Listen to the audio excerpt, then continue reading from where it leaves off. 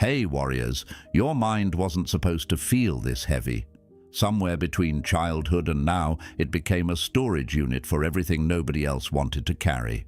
Expectations that were never yours. Standards you never agreed to.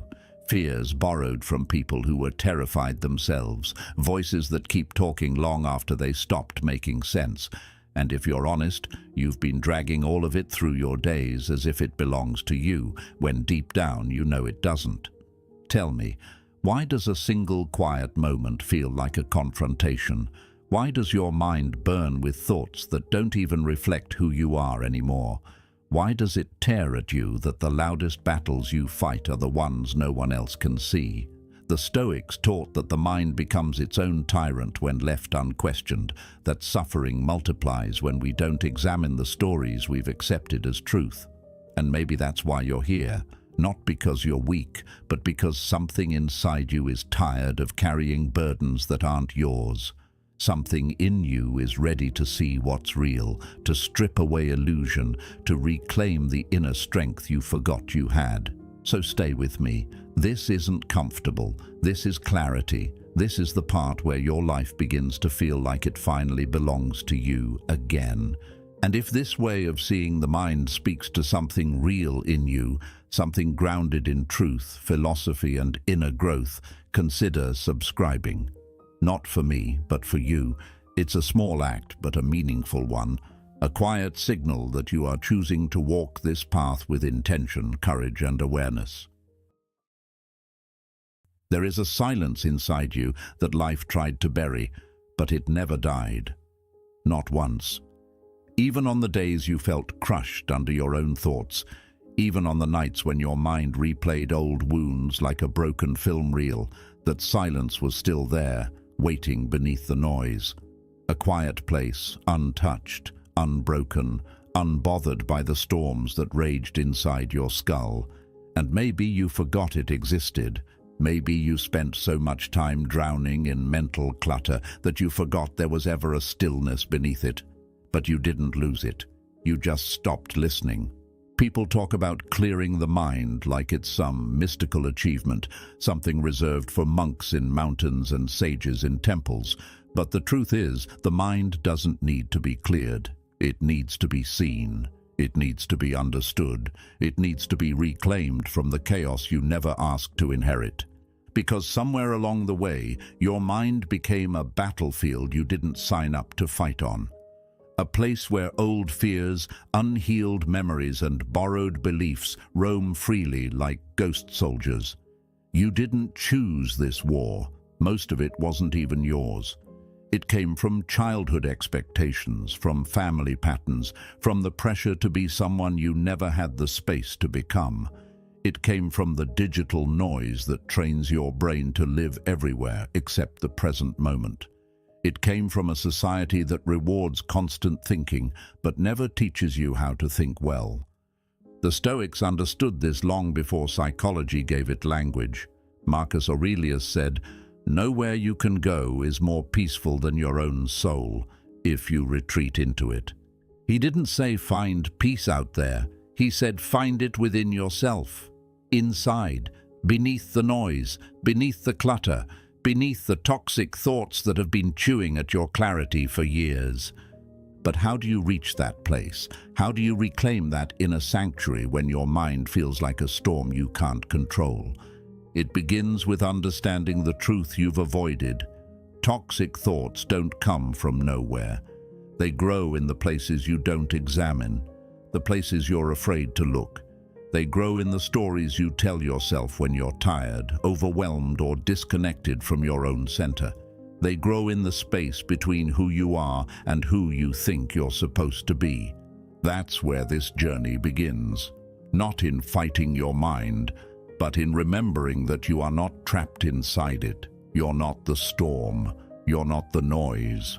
You're the one watching it, the one capable of shaping it, the one capable of choosing. Carl Jung once said, "Until you make the unconscious conscious, it will direct your life and you will call it fate." He wasn't warning you, he was inviting you to meet the very parts of yourself you've been running from. inviting you to reclaim the power you've been giving away to mental loops and unchallenged narratives, inviting you to see that peace doesn't come from avoiding your mind, it comes from mastering it. And mastery doesn't happen in a single moment. It doesn't arrive with fireworks or revelations. It arrives slowly, quietly, in the way dawn arrives. First a shadow, then a hint of color, then light spreading across everything you thought was lost. You're here because you feel the weight of your thoughts more than you want to admit. You're here because the clutter keeps growing. The overthinking keeps spiraling. The self-criticism keeps whispering. You're here because somewhere deep down you know this isn't what your mind is supposed to feel like. You're meant to live with clarity, with focus, with inner steadiness. But clarity doesn't come through force. It comes through understanding the mechanics of your own mind, how toxic thoughts take root, how they multiply, how they disguise themselves as truths when they're nothing more than interpretations, echoes, and outdated self-protection strategies. The mind loves patterns, even the ones that hurt you. If you've been living in mental chaos long enough, the chaos becomes familiar. It becomes home. Not a good home, not a healthy home, but a predictable one. And the brain loves predictability more than it loves peace. That's why change feels uncomfortable, even when it's the change you desperately need. So as you listen to this, I want you to take a breath. Not a deep one, just a real one. Simple, honest, present. And notice this, you're listening with two minds. The conscious mind, which hears these words, and the deeper mind, which is deciding what they mean. That deeper mind is the one we're reaching for, the one that holds your patterns, your fears, your memories, your beliefs, the one that shapes your self-narrative, the one that decides whether a thought is poison or simply a cloud drifting by. Most people never learn how to speak to that deeper mind, so they live inside stories that were written by their past. But you, right now, you are beginning the work of rewriting your story. You are reclaiming something that was always yours, and this journey doesn't require perfection. It requires presence. It requires honesty. It requires the courage to look at your mind not as a monster to defeat, but as a messenger trying to help you, even when the message arrives in painful forms. The first Stoic truth to clear your mind is this: your thoughts are not you. They are weather, not identity, storms, not essence. And when you begin seeing thoughts as passing phenomena instead of personal truths, the entire battlefield changes. You stop fighting shadows. You stop believing every fear that pops up. You stop assuming your thoughts know who you are. Because they don't. They reflect your conditioning, not your potential. You've had thoughts born from fear and called them intuition. You've had thoughts born from insecurity and called them reality. You've had thoughts born from old wounds and called them identity. But identity is chosen. You're not obligated to remain the person your past conditioned you to be. And yet, toxic thoughts feel so real, don't they? They feel urgent. They feel heavy. They feel like warnings from some inner authority. But the mind is not an authority. It's a narrator, a storyteller. And sometimes it tells stories that were written decades ago by people who themselves were drowning in their own insecurities. As Seneca said, we suffer more often in imagination than in reality. Toxic thoughts are simply imagination running wild. They gain power when you stop questioning them. They weaken when you begin to observe them. They disappear when you refuse to feed them with attention. That's the second Stoic truth of mental clarity. Attention shapes reality. What you tend to grows. What you ignore shrinks. Even now, your mind is filtering everything through the spotlight of your attention. Put that spotlight on fear, and fear expands. Put it on gratitude, and gratitude blooms. Put it on clarity, and clarity grows stronger. This is why your mind feels heavy, because your attention has been kidnapped by old mental loops that were never meant to define your life. But attention can be reclaimed, not through force, but through training, through understanding, through gentle redirection. Imagine your mind like a wild horse. It doesn't become calm by beating it. It becomes calm by consistent guidance, by presence, by patience. Jung once said, "Who looks outside dreams, who looks inside awakens." And that awakening begins the moment you turn your attention inward with curiosity instead of judgment. The moment you ask not, "Why am I like this?" but "What is this trying to show me?" Because toxic thoughts don't appear randomly. They appear as echoes of something unprocessed, something unfinished, something unintegrated, a fear lacking reassurance, a wound lacking closure, a memory lacking understanding. And when you create even a small amount of inner space to explore instead of react, those thoughts begin to lose the grip they've had on you. You start seeing that the mind is not a prison, it's a landscape. Each thought is a weather pattern. Some storms pass quickly, some linger, some feel like they'll last forever until they don't. The third Stoic truth is this: motion dissolves stagnation. When the body freezes, the mind spirals. When the body moves, the mind begins to breathe. This is why you think more clearly during a walk, not while staring at a wall. Because the body and mind are one organism. A stagnant body creates a stagnant internal world, but movement interrupts the loops. Even a small shift, a stretch, a step, a deep breath can soften the grip of a destructive thought. The Stoics walked while they reflected. Aristotle lectured while walking. Marcus Aurelius wrote his meditations after physical training. They knew that movement isn't escapism, it's clarity in motion. And notice how this ties back to you. The moments when your thoughts spiral are often the moments when your body is still, locked in a posture of stress. So what would happen if you allowed your body to move when your mind feels stuck?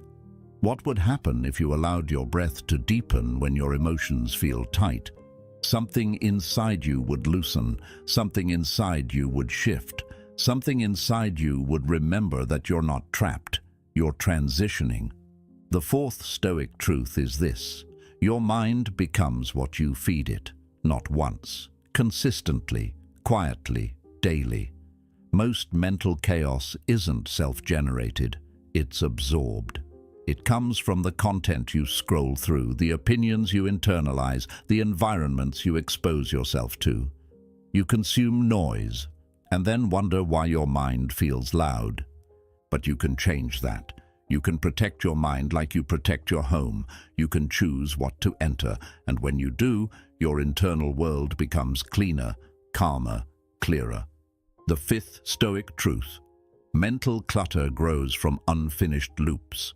Every undone task, every unmade decision, every unresolved tension, your mind tracks all of it. Unseen, unnoticed, but always pulling on you like invisible strings. Close one loop and you free a fragment of your mind. Close several and you reclaim mental territory you didn't realize you had lost. The sixth truth: the story you tell about an event matters more than the event itself. You are not suffering from reality. You are suffering from your interpretation of reality. Change the story, and your mind changes with it. The seventh truth: your environment shapes your clarity. Physical clutter creates mental clutter. Every small mess in your space mirrors a small tangle in your mind. Clean the space, and the mind responds instantly. The eighth truth: resistance strengthens the very thoughts you want to silence. Whatever you fight grows. Whatever you accept softens. Let your thoughts exist without letting them lead you. And the ninth truth: consistency, not intensity, reshapes the mind. One breakthrough won't save you, but small daily practices will. Repetition rewires the brain. Consistency builds the inner fortress the Stoics spoke of. the inner citadel. These truths aren't rules, they're reminders, gentle but firm, and as you hear them, something within you begins to shift. The noise begins to separate from the self. The fog begins to thin, and a new clarity begins to whisper through the cracks in your cloudy thoughts. You feel it, don't you? That subtle pull inside your chest, that quiet recognition, that moment where something in you says, I knew this. I forgot it, but I knew it. Because you've always been capable of clarity. You've always had the capacity to calm your mind. You've always had an inner voice stronger than the noise, but it was buried, not destroyed, not erased, just hidden under years of mental clutter, not through force, not through denial, not through suppressing your thoughts, but through finally seeing them. And the moment you begin to see your thoughts clearly is the moment you begin to master them. But seeing your thoughts is only the beginning. Awareness cracks the door open, but walking through it, stepping into your own mind with clarity instead of fear, that's the work. That's the journey most people never take, because the mind can be intimidating when you've spent years avoiding it. It feels like a dark room you're afraid to enter. But here's the truth. The darkness isn't dangerous. It's just unfamiliar. And the moment you allow even a sliver of awareness to enter that room, the shadows lose their shape. Your mind isn't trying to hurt you. Even your toxic thoughts, yes, the ones that spiral at 2 a.m., the ones that whisper lies, the ones that make your chest tighten, those thoughts are misguided attempts at protection, old defense mechanisms firing at the wrong moments, patterns created when you were younger, smaller, more vulnerable, patterns that served you once but suffocate you now. The Stoics knew this long before modern psychology existed. They understood that the mind reacts based on old impressions, memories, fears, assumptions, and without clarity, you will continue living from those impressions instead of reality.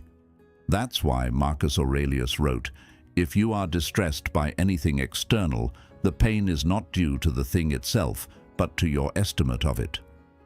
That estimate, your interpretation, is built from the thoughts you never examined. And this is where the shift begins, when you stop believing every thought is the truth and begin treating them like possibilities, like hypotheses, like interpretations.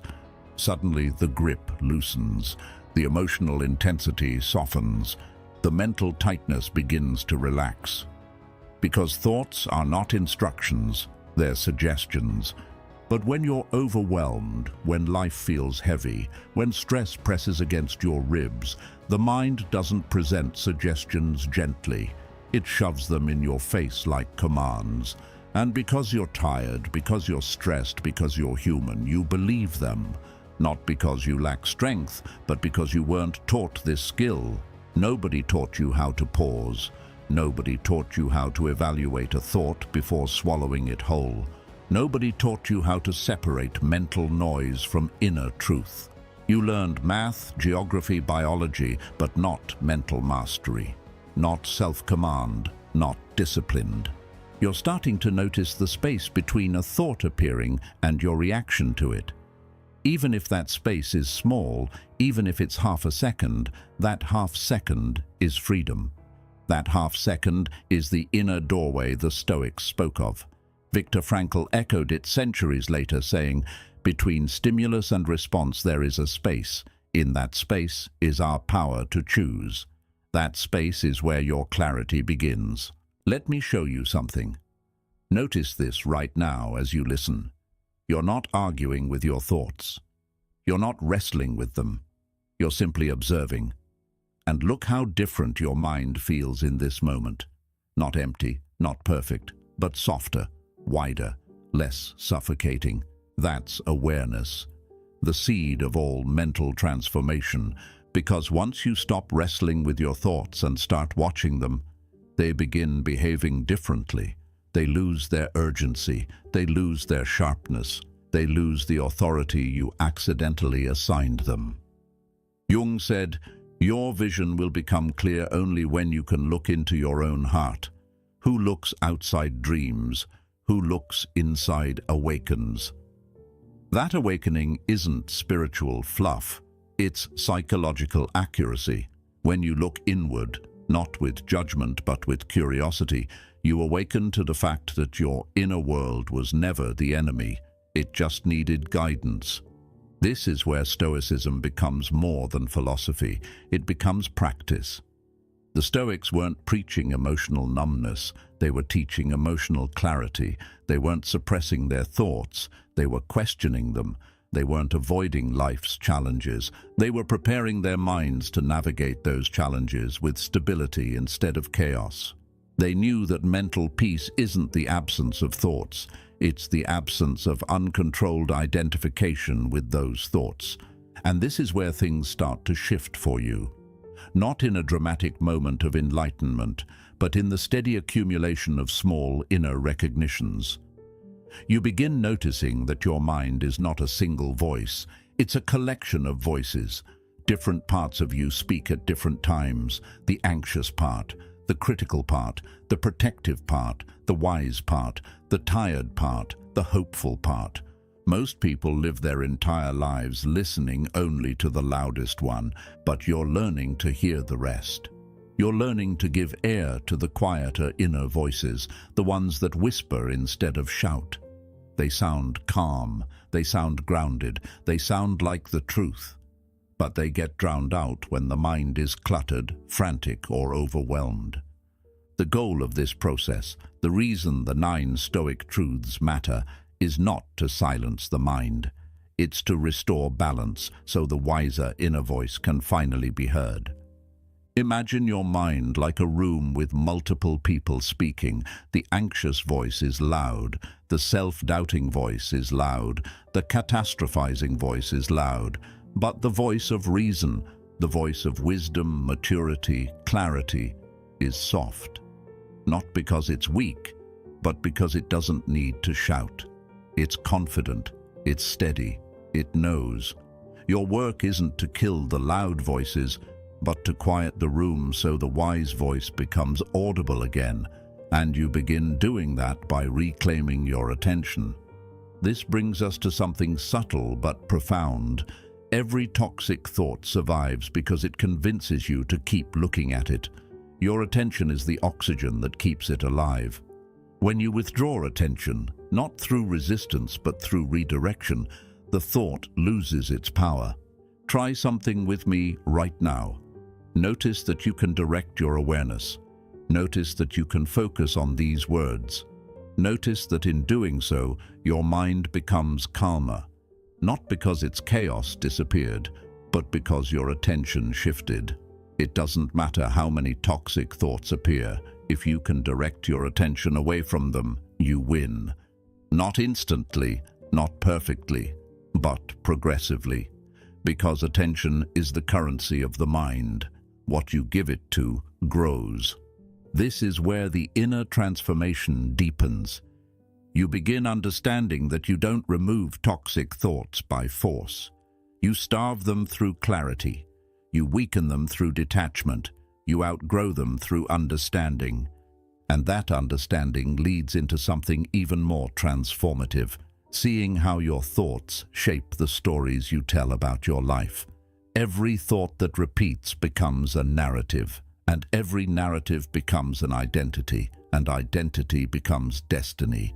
A single toxic thought rarely destroys your peace, but when it joins with another, and another, and another, they fuse into a bigger story, one that frames the way you see yourself. These aren't thoughts, they're stories.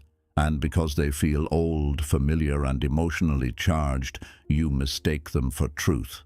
But they're not the truth, they're repetition.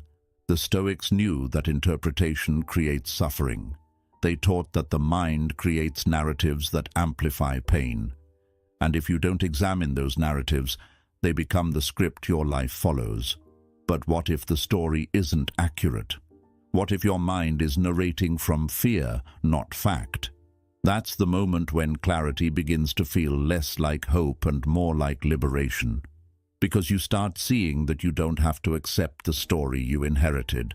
You can rewrite it. Slowly, yes, carefully, yes, but absolutely and permanently. But rewriting your inner story requires something most people avoid: solitude. Not loneliness, solitude. The space where your own thoughts can be heard clearly. The space where you can see the patterns without the noise. The space where you can feel your emotions without the pressure to hide them. Solitude is not emptiness, it's clarity. The Stoics retreated into themselves regularly, not to escape life, but to sharpen their ability to navigate it. Marcus Aurelius called it retiring into yourself, a return to the inner citadel, a return to the self beneath the noise, a return to the place where truth lives. Modern psychology calls this introspection, but both words mean the same thing: meeting yourself, seeing your own mind without defense, without distraction, without denial. When you begin to meet yourself sincerely, toxic thoughts no longer scare you, they inform you. They become signals, not threats. They become opportunities, not obstacles. They become old patterns exposed to light, finally ready to be understood instead of avoided. And as understanding grows, something powerful begins to unfold. The noise in your mind starts to separate. It doesn't vanish, not immediately, but it untangles, like threads loosening in a knot. At first, the knot looks the same. But with each tug, each moment of awareness, each breath of acceptance, it becomes less dense, less threatening, less tangled. You start noticing patterns in your thoughts. You start recognizing which fears are inherited, which beliefs are outdated, which voices are not yours, which stories were never true, which doubts came from old wounds, which anxieties came from self-neglect, which criticism was absorbed from someone who never understood themselves. And once you notice these patterns, something inside you rises, not aggressively, but confidently. A sense of self that feels deeper than your thoughts. A sense of self that doesn't get tossed around by every mental wave. A sense of self that feels like home. This is the beginning of inner mastery. But mastery is not about controlling every thought. It's about understanding how thoughts work, so they stop controlling you. It's about stepping into the role the Stoics believed was the birthright of every person, the role of the inner guardian, the one who chooses which thoughts to entertain and which to release. And once you step into that role, your mind becomes cleaner, not empty, clean. Like a room that still has furniture but no longer has clutter stacked in every corner. A room where you can see clearly, move freely, breathe easily. Here's something most people never realize. Mental peace doesn't mean having no thoughts. It means knowing which thoughts deserve your attention. And that leads to something deeper: emotional regulation. Toxic thoughts don't only create chaos in the mind, they create chaos in the body. Every thought triggers a physiological response. Your heart rate changes, your muscles tighten, your breathing shifts, your stomach contracts.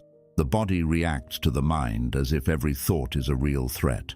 But when you learn to observe your thoughts instead of obeying them, the body begins to relax.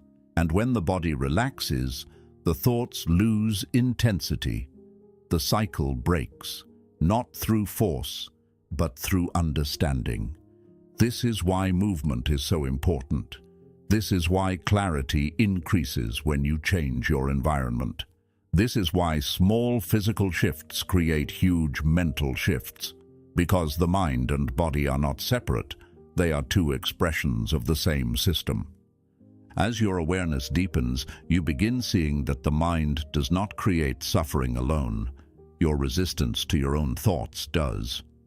You suffer not because a thought appears, but because you identify with it. You merge with it, you become it, and when you become the thought, you lose the space needed to evaluate it. But the moment you create space between you and your thoughts, even a small one, your clarity returns. Think about clouds. A cloud can cover the entire sky when you're standing under it. But from above, it looks tiny. Thoughts work the same way. Up close, they feel all-consuming. With distance, you see their smallness, their emptiness, their impermanence. Distance is clarity. Clarity is freedom. Freedom is peace. But here's the part you need to hear most. This clarity does not make you emotionless. It makes you emotionally wise. It makes you able to feel without drowning. It makes you able to experience life fully without being hijacked by every mental impulse. The Stoics weren't unemotional. They were emotionally skillful. They felt deeply but wisely. They grieved but not destructively. They worried but not endlessly. They acknowledged fear, but they didn't worship it. They understood that emotions are waves. They rise, they fall, they crest, they fade. And if you stand firm, not rigid, just firm, you don't get pulled by every tide. This is where your transformation begins to take physical form. You start reacting differently to stress. You pause before responding. You breathe before spiraling. You question before believing. You observe before identifying. And the world notices. People around you notice. Your energy changes. Your decisions become cleaner. Your boundaries become clearer. Your presence becomes calmer. You start attracting different experiences, ones aligned with clarity instead of chaos. Not because life became easier, but because your mind became steadier. You're beginning to realize something powerful. You're not destined to live with mental clutter. You're not condemned to overthinking forever. You're not broken. You're not defective. You're not doomed to repeat the same spirals. Your mind is not your enemy, it's your student, and it's learning from you right now in this moment. The more you guide it with calm awareness, the more it listens. The more you redirect it gently, the more it follows. The more you choose clarity, the more clarity becomes your natural state. And eventually, quietly, slowly, inevitably, you begin to live differently. You begin to think differently. You begin to feel differently, not because you forced your mind into silence, but because you taught it to trust you again. And trust is everything. Trust between you and your mind creates inner alignment, and inner alignment creates peace. And that peace grows, steadily, surely, until the noise no longer dominates your life. But peace doesn't come only from awareness. Awareness is the doorway, yes. But what happens after you step through? What happens when you finally begin to see your inner world clearly instead of reacting blindly to it? That's when a deeper form of understanding takes shape. A kind of inner knowing that feels less like learning something new and more like remembering something old, something your soul always knew but your mind had forgotten under the weight of noise, expectations, and fear. Because clarity doesn't arrive as a loud epiphany. It arrives quietly, like a soft shift in how you interpret reality. It arrives in the way you breathe when things go wrong. It arrives in the way you speak to yourself after a mistake. It arrives in the way your thoughts lose their sharp edges and your emotions lose their urgency. The transformation is subtle at first, but unmistakable. And here's the key. You don't change because you force yourself to think differently. You change because you begin seeing differently. You begin seeing yourself not through the lens of fear or insecurity, but through the eyes of understanding. You begin seeing your thoughts not as absolute truth, but as temporary weather passing through a stable sky. You begin seeing your emotions not as commands, but as signals. You begin seeing your patterns not as destiny, but as habits you can unlearn. This change is quiet, but powerful. It begins in moments that most people ignore.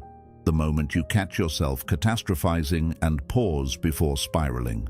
The moment you feel the familiar anxiety rising in your chest and instead of panicking, you breathe. The moment you hear your inner critic snap at you and you respond with calm curiosity instead of shame. the moment you choose silence over conflict because peace matters more than proving a point. These small victories are invisible to the outside world, but inside you, they reshape everything. This is why the Stoics were obsessed with daily practice. They understood that the mind is shaped by repetition, not intention. They knew that clarity isn't achieved through a single powerful insight. It's achieved through returning to yourself again and again until the noise loses influence. And as you continue returning to yourself, you begin noticing another truth. Toxic thoughts don't disappear when life improves. They fade when your relationship with yourself improves. Because toxic thoughts aren't about reality. They're about perception. They're about old wounds. They're about survival strategies you developed long before you had the wisdom to choose better ones. Every belief you hold, especially the painful ones, came from somewhere.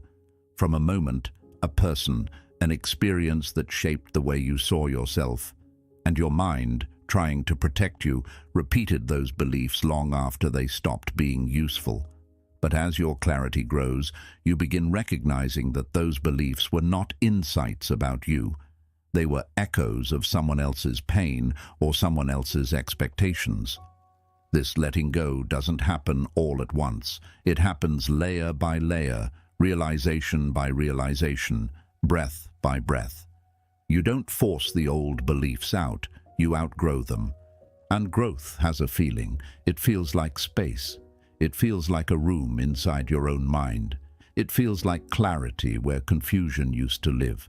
It feels like strength where insecurity used to dominate. It feels like finally being able to hear your own voice after years of hearing only your doubts. This is what the Stoics meant by inner freedom. Not a perfect mind, but a liberated one. And when your mind begins belonging to you, something extraordinary happens. Life feels different. The same external world, but experienced from a calmer internal one. The same challenges, but navigated with greater stability. The same responsibilities, but carried with less heaviness. The same uncertainties, but met with more grounded confidence. This is the power the Stoics tried to teach. Not power over others, power over yourself. Power over the part of you that panics. Power over the part of you that doubts. Power over the part of you that spirals. Power over the part of you that believes every thought without question. But inner power doesn't come from tightening your grip on yourself.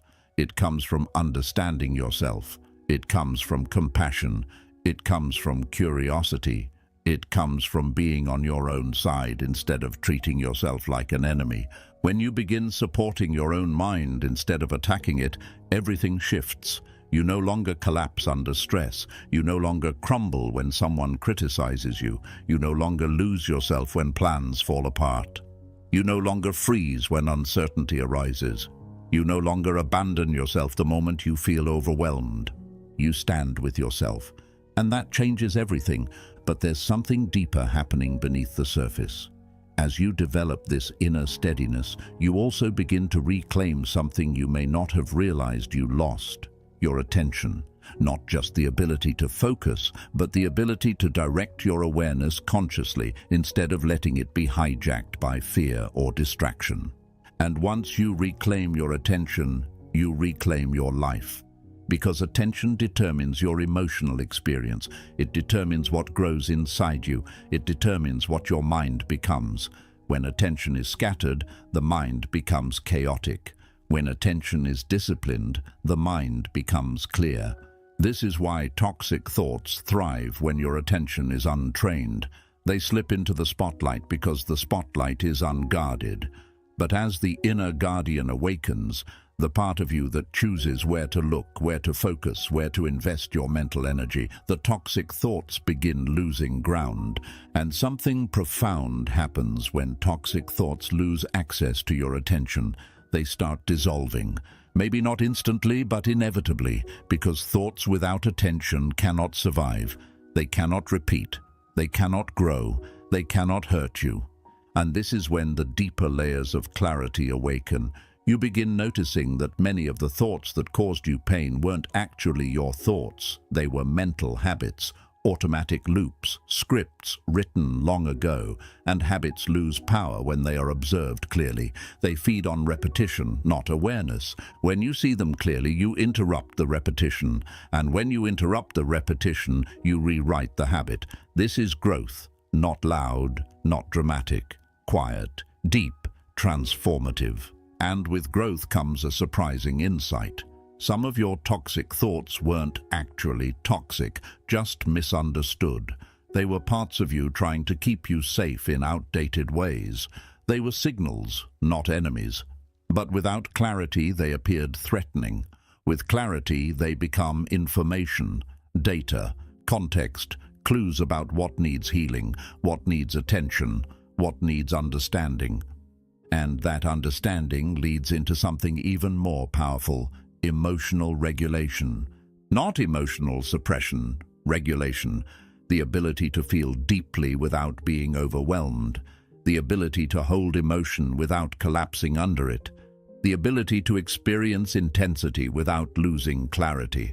This is emotional maturity, not the absence of emotion, but mastery over your reactions to emotion. And as emotional maturity increases, life becomes less chaotic, not because external chaos disappears, but because internal chaos no longer matches it. You become the calm within the storm. You become the anchor in your own life. You become the steady point around which the rest of your world reorganizes. And when you reach this level of mental clarity, when you begin operating from stability, not impulse, your relationship with yourself transforms. You begin trusting your own mind. You begin trusting your own voice. You begin trusting your own decisions. And that trust becomes the foundation for everything else, because a clear mind creates a clear life. A grounded mind creates grounded choices. A steady mind creates steady relationships. A focused mind creates a focused path. And while the journey isn't perfect, while toxic thoughts still appear, they no longer define you. They no longer shape your day. They no longer determine your worth. They no longer dictate your actions. They become background noise, and you become the one holding the microphone. And with that microphone, you begin speaking to yourself differently. You begin encouraging yourself. You begin soothing yourself. You begin guiding yourself. You begin supporting yourself. You begin showing up for yourself in ways you once expected others to. This inner alliance, this partnership with yourself, is the heart of all Stoic practice, because the ultimate goal of Stoicism is not emotional numbness, it's emotional sovereignty, a mind that responds instead of reacts, a mind that observes instead of obeys, a mind that reflects instead of spirals, a mind that evaluates instead of absorbs, a mind that chooses instead of collapses, a mind that belongs to you, not your fears. This is what you're building now, brick by brick, thought by thought, moment by moment. The inner citadel, your inner fortress of clarity, strength, and peace. And as you keep building, you begin to understand one of the deepest Stoic truths. The mind is not a place to escape from. The mind is a place to return to once you've learned how to navigate it with wisdom. And here's the truth you can't unhear now. Your mind doesn't have to stay this loud, this heavy, or this chaotic. You are not destined to live inside a storm. You're capable of clarity, of strength, of inner steadiness that nothing and no one can shake, and every step you take toward understanding yourself is a step toward reclaiming your freedom. So before you go, choose your next step with intention. Watch one of the videos on your screen now and keep building the mind you deserve to live with. And thank you truly for being a part of Psychresto Mind, where your clarity, your strength, and your inner world are honored.